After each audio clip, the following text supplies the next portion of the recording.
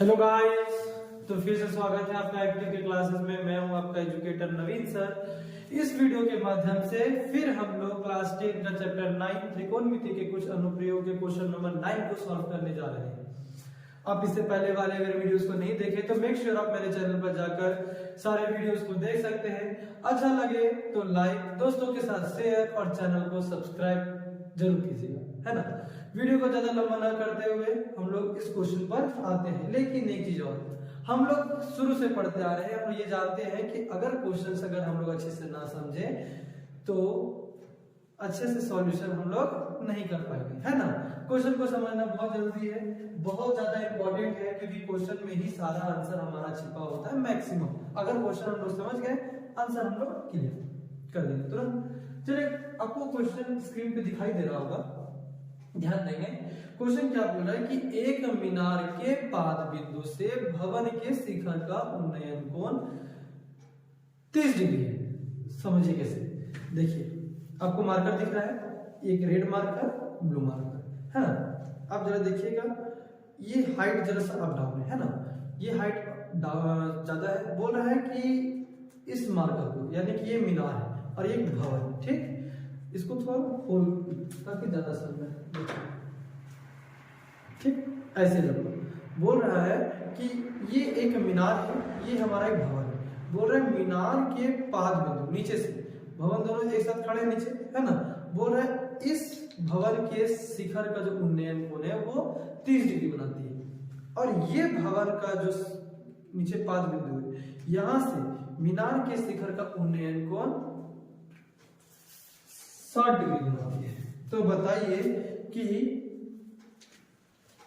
भवन की ऊंचाई क्या है, जिसमें मीनार की ऊंचाई हमारा दे दिया है 50। समझ लीजिए ये हमारा है भवन, और हम यहां से समझ लेते हैं ये है हमारा मीनार, ये हमारा जमीन है ना।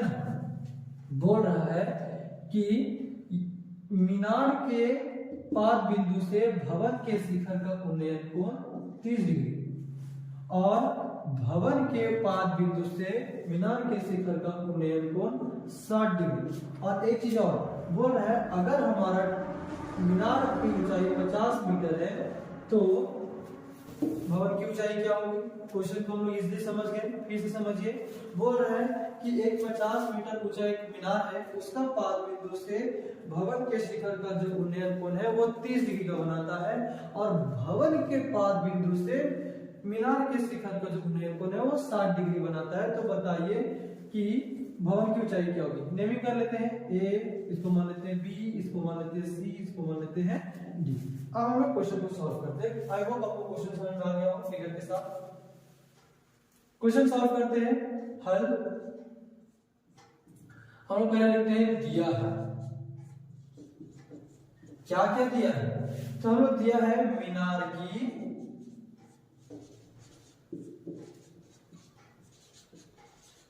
ऊंचाई 50 मीटर है,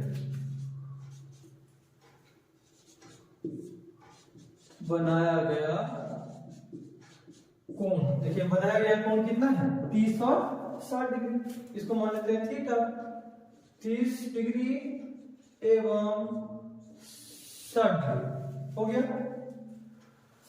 हमें चाहिए है इसका हाइट, यानी कि भवन का हाइट हमें चाहिए। हमें मीनार का हाइट यानी मीनार का ऊंचाई दे दिया हुआ है, हमें ज्ञात करना पड़ेगा सबसे फर्स्ट में इसकी दूरी, दोनों के बीच की दूरी क्या है, यानी कि भवन जहां खड़ा है मीनार खड़ा है, दोनों के बीच की दूरी क्या है। तो देखिए इसकी सहायता से, मीनार की सहायता से ज्ञात करेंगे, क्योंकि मीनार की ऊंचाई हमें दिया हुआ है। अब अगर ऊंचाई b दे दिया है, b हमें निकालना है, तो फॉर्मूला जरा याद कीजिए क्या है। और इसमें त्रिभुज कौन सा बनेगा, BCD, यानी कि त्रिभुज BCD से क्या बनेगा, देखिए तो tan बनेगा।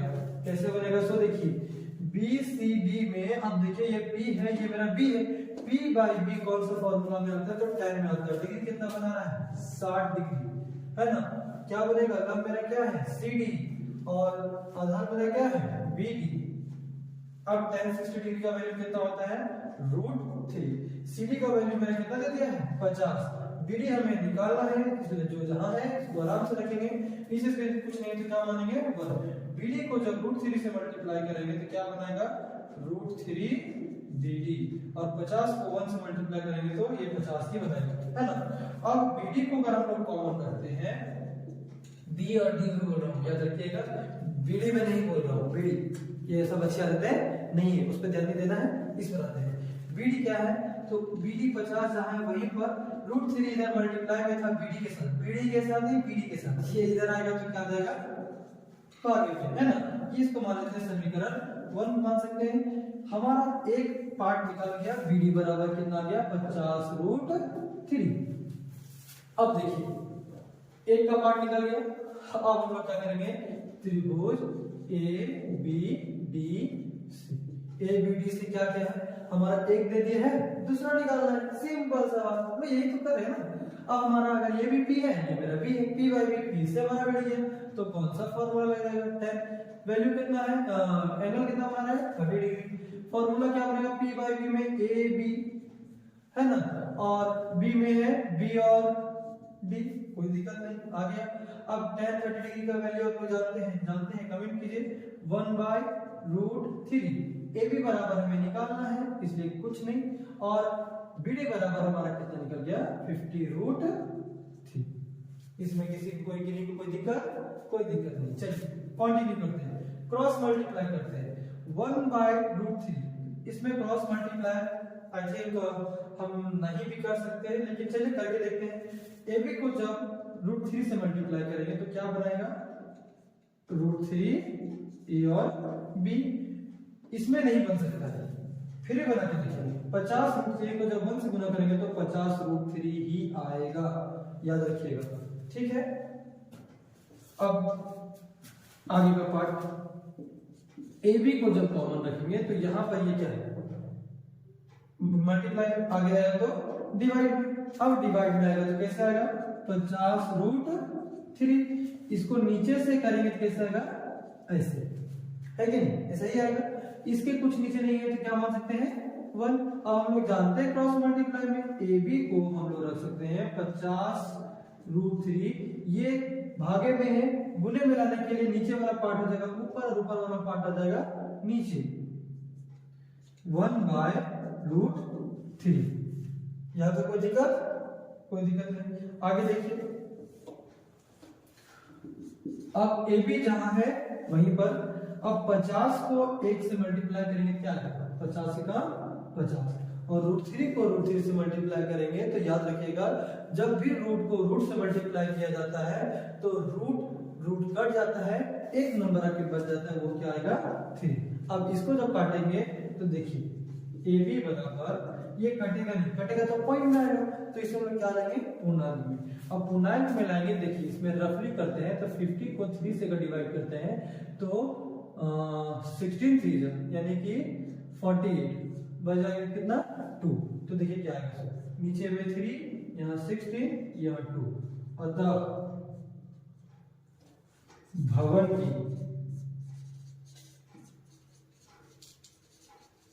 ऊंचाई बराबर 16 2/3 आंसर। चलिए आई होप आपको क्वेश्चन समझ में आया होगा, फिर से बता दूं, ये भवन है, मीनार है, कौन दिया गया है, कौन की सहायता से हम लोगों ने सिंपली एक शॉर्ट में ही सही हम लोगों ने इसका सॉल्यूशन तैयार किया है। आप अगर कॉपी पेन निकाले हो तो आप इसे नोट डाउन कर सकते हैं, नहीं तो आप इसे स्क्रीनशॉट ले सकते हैं। मिलते हैं